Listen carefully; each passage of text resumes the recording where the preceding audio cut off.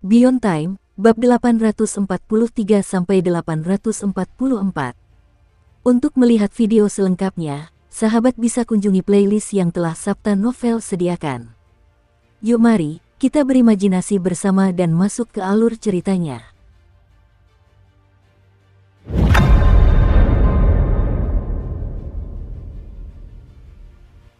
Di hamparan tanah yang luas, terdapat pegunungan yang menjulang tinggi dan punggung bukit yang berkelok-kelok, seperti percikan tinta di atas kertas beras hak cipta, membentuk lukisan pemandangan yang megah. Di antara pegunungan itu, ada sebuah gunung yang memimpin jalan. Gunung itu memiliki aura yang megah dan memandang ke bawah ke arah pegunungan lainnya. Itulah gunung suci tempat Flame Moon Mystic Heaven berada, gunung ilahi. Itu menyerupai sapuan kuas di kanvas langit dan bumi, tajam dan menjulang tinggi, menjangkau lurus ke langit. Awan-awan putih yang tak terhitung jumlahnya bergelantungan di kaki gunung itu, seperti pulau penglai yang legendaris, melayang di udara. Di bawah sinar matahari, bebatuan dan pepohonan di gunung itu bersinar terang, menonjolkan keagungan dan kemuliaannya. Garis besar gunung itu tampak sangat jelas di langit. Terlepas dari apakah dilihat dari jauh maupun dekat, pemandangan itu memberikan kejutan yang luar biasa. Sebelum dia mendekat, aura yang luar biasa itu menyerangnya. Itu hanyalah sebuah gunung, tetapi saat berdiri di sana, gunung itu tampak meredupkan langit di depannya, seolah-olah ingin menekan langit ke bawahnya. Ini adalah pertama kalinya Suking melihat aura seperti itu, meskipun dia telah mengunjungi banyak tempat. Ia berdiri tegak dengan bangga di puncak, menjulang tinggi di atas langit. Cahaya keemasan memancar dari gunung suci, menyelimuti langit dan menutupi bumi.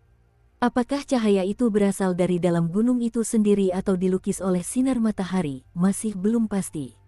Suking sedikit merasakannya dan tatapannya dalam. Dia bisa merasakan bahwa cahaya keemasan ini mengandung kekuatan dewa. Sampai batas tertentu, kekuatan ini juga merupakan zat anomali tetapi dapat dikendalikan. Seolah-olah telah dijinakkan dan berkeliaran ke segala arah. Bahkan dapat diserap secara normal. Suking menarik napas dalam-dalam dan mengubahnya menjadi energi kultivasi di dalam tubuhnya. Adegan ini sedikit menyentuh hatinya. Sang kapten berdiri di samping Suking dan mengamati semuanya dari kejauhan. Secercah kenangan muncul di wajahnya. "Aku di sini lagi," dia bergumam pelan dengan suara yang hanya bisa didengar oleh Suking. "Ayo, adik junior, mari kita lihat puncak dari Flame Moon Mystic, perlombaan surga." Sang kapten menepuk bahu Suking. Suking menekan gejolak di hatinya dan memandang lebih dari 1.800 gunung terlarang di atas kepalanya. Gunung-gunung terlarang itu menyusut dengan cepat saat mendekati gunung suci. Pada saat itu, gunung-gunung itu tampak seperti titik-titik hitam yang berputar di atas kepalanya. Meskipun ukurannya sudah sangat kecil, jumlah mereka sangat banyak sehingga Suking masih sangat menarik perhatian. "Dengan angka seperti itu, seharusnya saya bisa mendapatkan tempat pertama." Suking bergumam pada dirinya sendiri. Kecepatannya tidak berkurang saat ia berubah menjadi pelangi dan langsung menuju ke pegunungan. Saat ia mendekat, gunung suci itu tampak semakin besar di matanya. Pada akhirnya, ia tak bisa melihat puncaknya lagi. Perasaan tak berarti itu pun muncul tanpa terkendali. Di bawah gunung suci, dibangun 3 kota terapung. Masing-masing sangat luas, saling terhubung oleh rantai emas, dengan vegetasi yang melimpah tumbuh di dalamnya, mengungkapkan kesan kuno. Ketiga kota ini sebagian besar berbentuk lingkaran, mencerminkan gaya arsitektur berbagai ras di era Nether mistik penguasa kuno. Desain seperti itu jarang ditemukan saat ini, bahkan di antara umat manusia. Ini adalah kota suci dari ras langit mistik bulan apiku. Namanya adalah kota api surgawi. Kyukezi, yang mengikuti di belakang Suking dan sang kapten, terdengar sedikit bersemangat. Jelas, bahkan dia pun biasanya tidak memiliki kualifikasi untuk datang ke sini. Kota api surgawi hanya akan dibuka untuk umum selama perburuan agung dan upacara khusus, sehingga semua ras dapat masuk. "Aku cukup beruntung bisa datang ke sini 3 kali. Ini adalah kali keempat. Terbang tidak diperbolehkan di kota api surgawi, dan semua yang datang harus datang dengan hati yang penuh penghayatan." Kyukezi berbicara dengan suara rendah dan memperkenalkan peraturan kota api surgawi kepada Suking dan sang kapten. Pada saat yang sama, mereka bertiga secara bertahap mendekati salah satu kota. Dari kejauhan, terlihat bahwa kota itu ramai dengan aktivitas dan terdapat banyak kultivator. Menurut penjelasan Kyukezi, sebagian besar dari mereka adalah orang luar.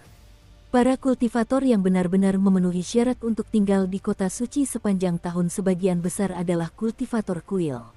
Kedatangan kelompok Suking segera menarik perhatian banyak kultivator di kota itu. Sungguh, umat manusia sangat langka di sini. Tak perlu diragukan lagi, reputasi Suking saat ini dan pertarungan segel dengan Tuoshi-san secara alami telah menarik perhatian. Selain itu, ribuan gunung yang menjulang di atas kepalanya juga menjadi pusat perhatian. Suking sudah terbiasa dengan hal ini. Saat sosoknya mendarat di depan gerbang kota, matanya berbinar. Dia menarik napas dalam-dalam dan berjalan menuju gerbang di depannya. Gerbang kota itu tentu saja tidak dirancang untuk manusia, dan tingginya 1000 kaki. Segala sesuatu di dalam kota juga sangat besar, dan berjalan di sini seperti memasuki negeri para raksasa. Adapun para kultivator di sini, hanya dengan sekali pandang, Suking melihat ratusan ras berbeda dengan penampilan yang beragam. Ada juga beberapa orang yang berpenampilan aneh. Para kultivator dari surga mistik bulan api, yang cukup langka di dunia luar, adalah arus utama di sini. Sebagian besar dari mereka mengenakan jubah putih. Kemanapun mereka muncul, mereka akan menarik rasa hormat dari lingkungan sekitar. Sikap angkuh seperti itu tidak perlu mereka tunjukkan secara sengaja, sikap itu memang sudah ada secara alami. Aku benci sikap mereka saat itu. Kapten itu bergumam. Suking tidak berbicara dan tidak mempedulikan tatapan tajam dan bermusuhan dari segala arah. Dia memiliki hal-hal yang lebih penting untuk dilakukan. Itu tadi, menyerahkan gunung-gunung itu. Dia perlu pergi ke Gunung Suci dan menggabungkan gunung-gunung terlarangnya di sana untuk menentukan peringkatnya. Oleh karena itu, dia melirik Kyukezi. Kyukezi telah mengikutinya sepanjang jalan dan telah menganalisis serta mengamatinya berkali-kali. Pada saat itu, dia langsung memahami arti tatapan Suking. Dia dengan cepat melangkah maju dan memimpin jalan. Begitu saja, di bawah tatapan para pejalan kaki di sekitarnya, Suking dan 2 orang lainnya bergerak maju di kota suci. Selama waktu ini, beberapa desas-desus tentu saja tak terhindarkan. Bahkan, ketika mereka berada di tengah jalan, para kultivator dari ras langit mistik bulan api keluar dan langsung mengeluarkan tantangan. Jelas sekali, ada banyak kultivator yang tidak puas dengan seorang manusia yang mendapatkan begitu banyak gunung terlarang di segmen pertama. Suking hanya melirik mereka. Setelah memastikan bahwa tidak ada gunung di atas kepala mereka, dia mengabaikan mereka. Beberapa jam kemudian, saat cahaya matahari terbenam menyebar di kejauhan, Gunung Suci muncul di hadapan Suking dan 2 orang lainnya. 9 rantai besar terhubung ke kota tempat mereka berada dan Gunung Ilahi. Dengan mengikuti rantai-rantai itu, orang bisa melihat ujung Gunung Suci, di mana terdapat sebuah alun-alun luas yang dibangun dari batu-batu raksasa berwarna kehijauan, dihiasi dengan 3 patung besar. Mereka mewakili matahari, bulan, dan bintang. Di belakang ketiga patung itu terdapat tangga yang membentang hingga ke puncak gunung yang tak terlihat. Jalan menuju Gunung Suci memiliki 3 rute, yang dapat diakses dari masing-masing 3 kota, sehingga ada juga 3 alun-alun seperti yang ada di depan ini. Kyukezi memperkenalkannya dengan lembut. Suking mengangguk. Dia mengalihkan pandangannya dari Gunung Suci dan menatap jurang tak berdasar di bawah rantai. Pada saat itu, hembusan angin bertiup kencang. Saat rantai-rantai bergoyang, Suking memimpin dan langsung menuju Gunung Suci. Sang kapten berpikir sejenak dan memilih rantai yang sama dengan Suking. Kyukezi terdiam sejenak sebelum memutuskan untuk berjalan di atas rantai yang sama. Tak lama kemudian, mereka bertiga mengikuti rantai itu dan berjalan melewati segala rintangan di tengah deru angin gunung yang kencang. Mereka tidak menemui hambatan apapun di sepanjang jalan. Barulah ketika mereka melepaskan diri dari rantai besi dan berdiri di alun-alun Gunung Suci, patung-patung ketiga dewa yang berdiri di sana menjadi lebih jelas di mata Suking. Patung pertama adalah patung Dewa Api Matahari Tertinggi, yang penampilannya sulit dibedakan apakah laki-laki atau perempuan. Sosoknya tampak feminin, namun fitur-fiturnya maskulin. Di belakangnya, matahari terbit, sementara di bawah kakinya, banyak suku dan iblis meratap. Matanya terpejam. Suking tidak asing dengan sosok kedua itu. Dia tak lain adalah Dewa Api Bulan Agung. Namun, patungnya memancarkan aura yang menakjubkan, dengan ekspresi sedingin gunung es, sangat berbeda dari gambaran yang diingat Suking selama tinggal di wilayah persembahan bulan. Di belakangnya, sebuah bulan terbentuk, memancarkan cahaya bulan yang dingin yang menerangi patung itu, memancarkan aura suci. Adapun yang ketiga, Suking bahkan lebih akrab dengannya, itu adalah patung rubah dari tanah liat. Bintang-bintang bersinar di belakangnya dan seluruh tubuhnya memancarkan pesona, membuat orang sulit untuk mengalihkan pandangan. Yang paling menarik perhatian Suking bukanlah ketiga patung itu, melainkan patung keempat. Itu adalah patung tanpa wajah yang berlutut di depan patung Dewa Api Bulan tertinggi. Seluruh tubuhnya dipenuhi bekas cambukan, dengan banyak sekali bilah yang tertancap di dalamnya.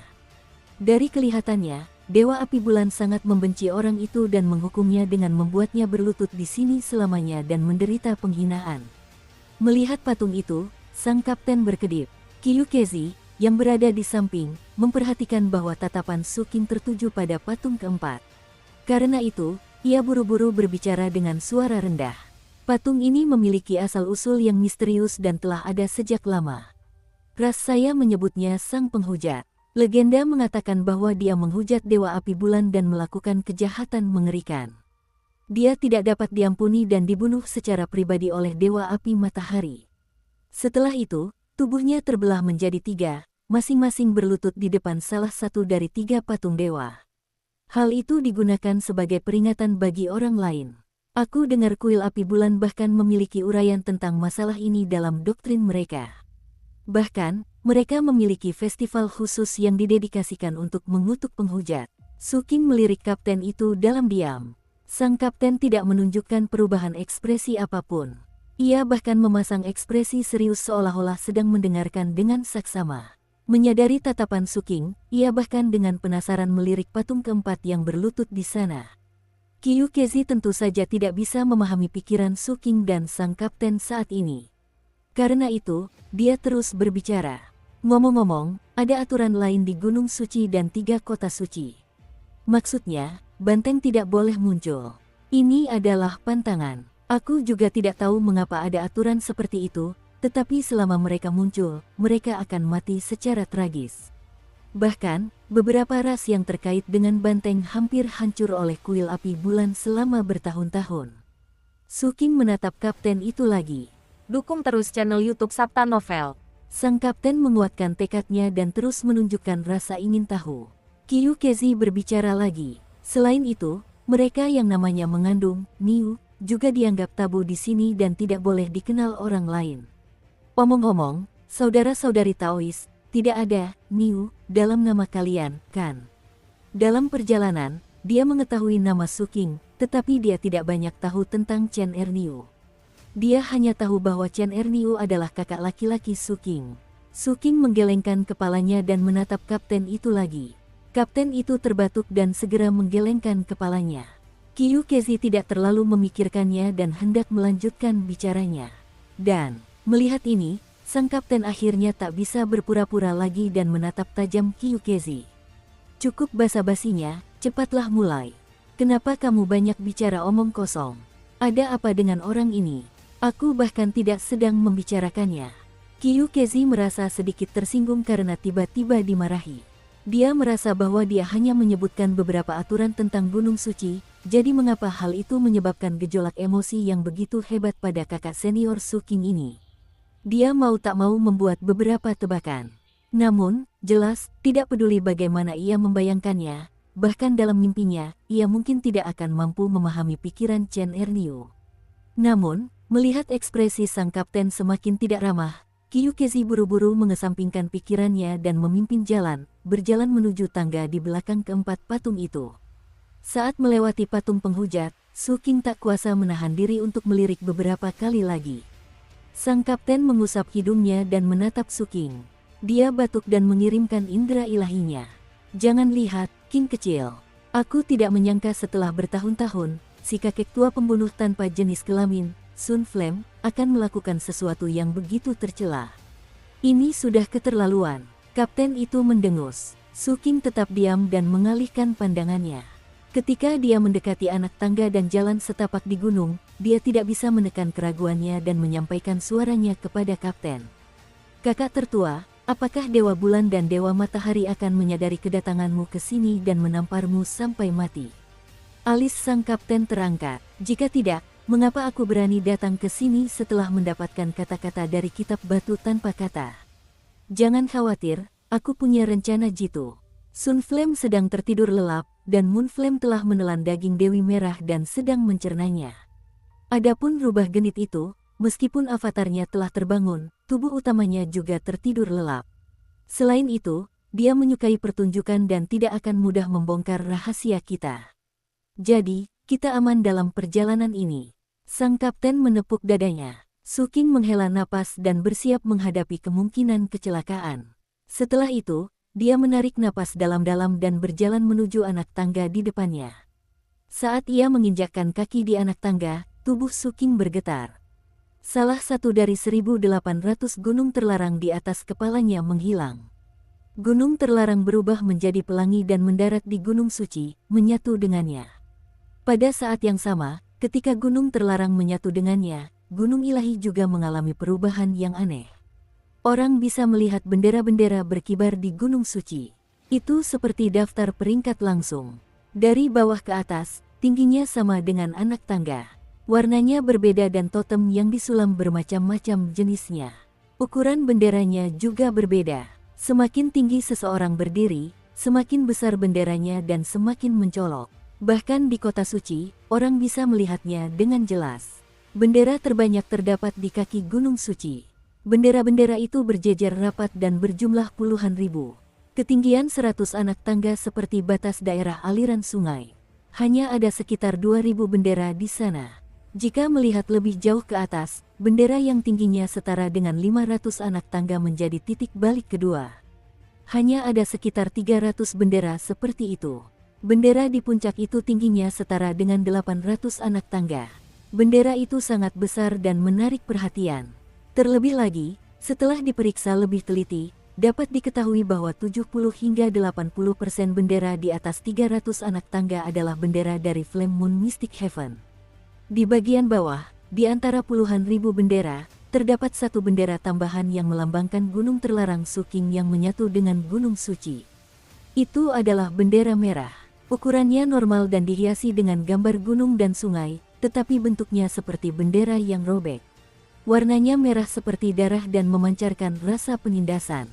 Itulah bendera umat manusia saat ini yang berkumpul dengan sendirinya di Gunung Suci. Saat benda itu muncul, tatapan Su King secara naluriah tertuju padanya. Pada saat yang sama, suara rendah Kyukezi terdengar dari belakang Su King.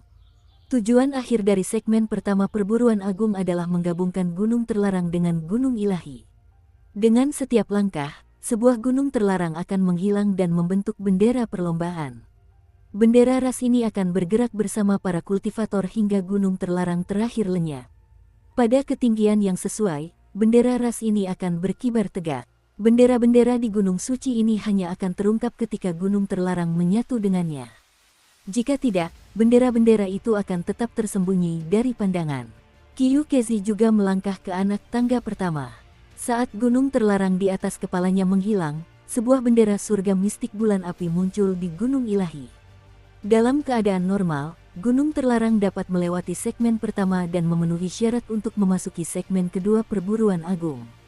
Hanya para kultivator yang ingin memperebutkan posisi pertama di segmen ini yang akan mengumpulkan lebih banyak gunung. Bendera ras dibentuk oleh Gunung Ilahi.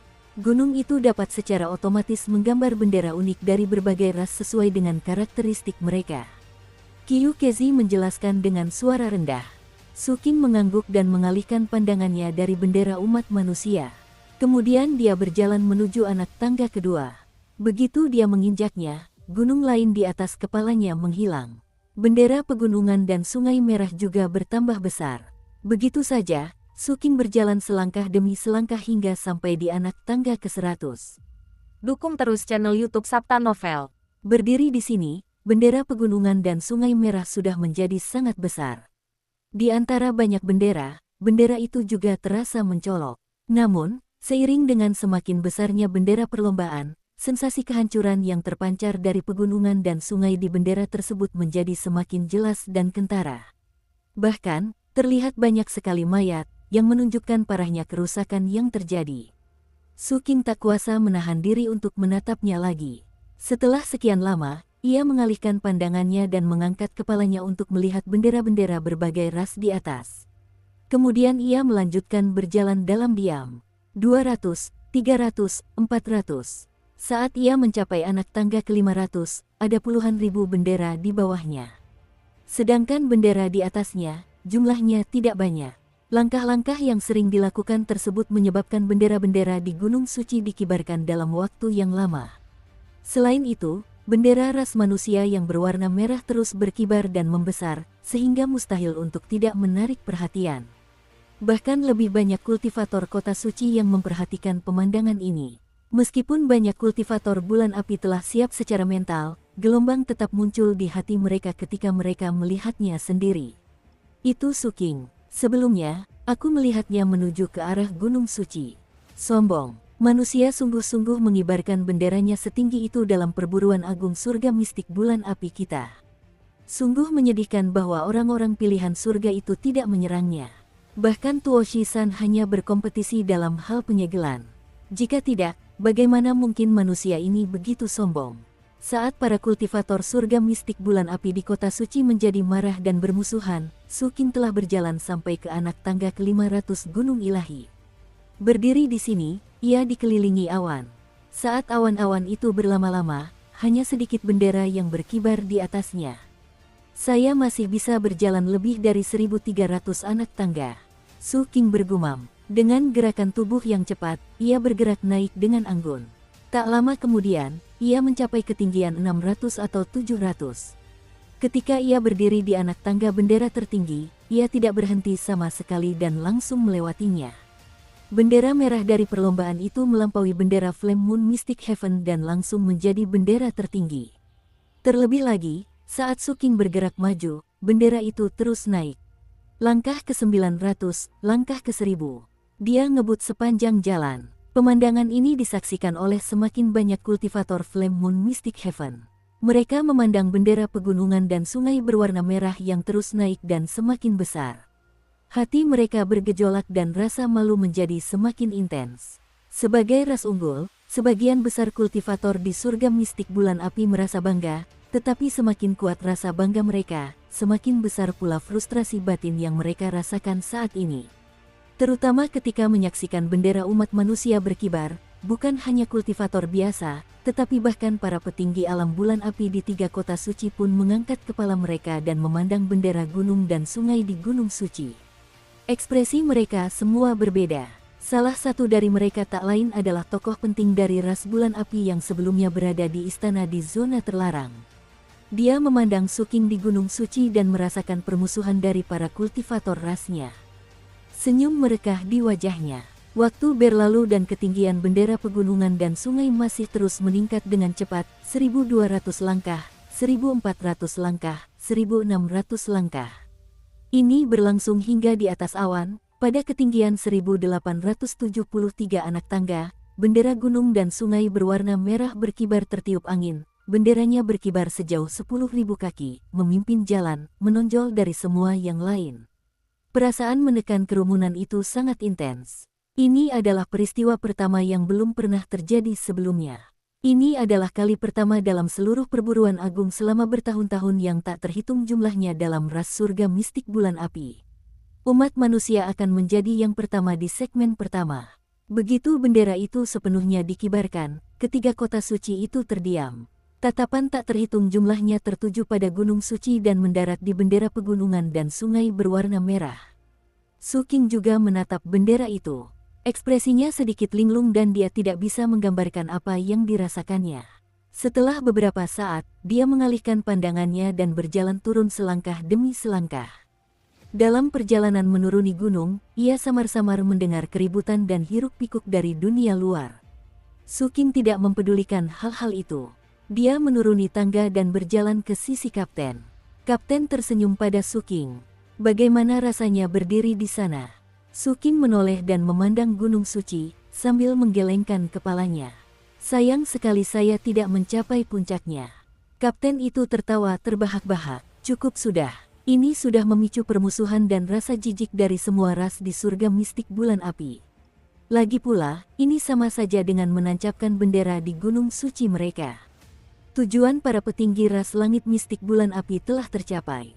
Alasan mengapa mereka diam-diam menyetujui kemunculan dan pembunuhanmu adalah untuk memprovokasi generasi kultivator dari ras mereka. Sekawanan anjing liar, jika mereka ingin menjadi lebih ganas, jika mereka ingin membangkitkan semangat bertarung mereka, tentu membutuhkan serigala untuk sedikit memprovokasi mereka, hanya dengan begitu mereka dapat meledak dengan lebih baik. Kaulah serigala yang ingin mereka lihat. Tentu saja, aku lebih suka menyebutmu sebagai pengacau. Anda bisa bayangkan bahwa di segmen kedua atau bahkan ketiga, Anda akan menghadapi perhatian yang lebih besar lagi. Jadi, karena memang begitu, mari kita bunuh mereka dengan cara yang benar. Kapten itu berkata sambil tersenyum. Kakak senior tertua, analogi Anda sangat tepat. Ketika Su King mendengar ini, dia berbicara dengan tenang. Sang kapten berkedip dan merasa puas.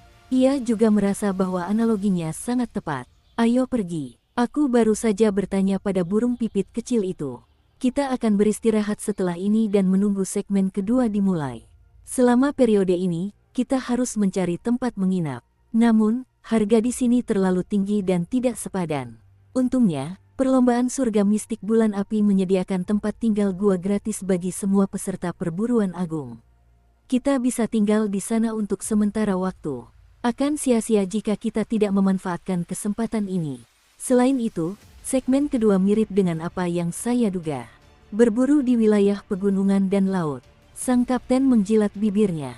Percayalah, King kecil, ada banyak binatang buas yang lezat di wilayah pegunungan dan lautan. Aku jamin kau tak akan pernah melupakannya meskipun kau memakannya sekali saja.